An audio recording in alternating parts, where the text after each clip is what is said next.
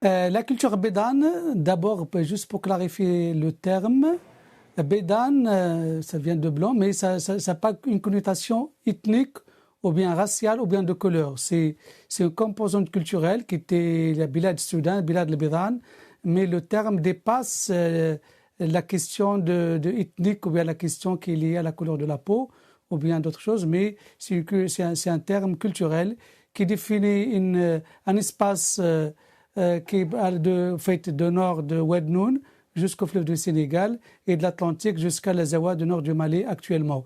Donc cette composante, cette culture, donc les traits culturels de cette population, soit au niveau de la langue qui est hassania, dialecte hassania, soit au niveau de la culture, des normes, des traditions, des coutumes et autre chose. Et même dans cette culture, bédane, il est aussi diversifié, il est pluriel. Oued-Noun, la particularité de Oued-Noun, la Sark el-Hamra, Tiris, le nord de la Mauritanie, la Zawad, donc même aussi avec le fleuve du Sénégal. Par exemple, la culture bédane vers les frontières avec le sud, c'est plus influencé par la culture négro-africaine qui est avec Peul, Sononké et Wolof et autre chose. La culture, par exemple, le nord de ce espace bédane, c'est-à-dire le Oued-Noun, il est plus en contact avec l'anti-Atlas, avec la culture amazigh.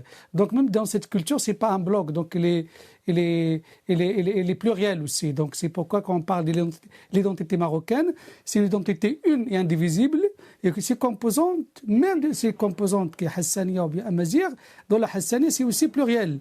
Et pluriel dans le sens aussi de la population qui a peuplé cet espace. Si on prend que l'espace sahara, on sait bien que les premières populations, c'était des populations noires. En fait, et après, parce que soit les gravures, bien la peinture rupestre attestent d'une riche végétation et d'un espace avant qu'il soit le Sahara, avec les transformations climatiques. Et puis, donc, il y a les Znat qui sont venus du nord. C'est la première population, entre guillemets, blanche, si on peut parler de blanche. Et donc, cette population a introduit le chameau.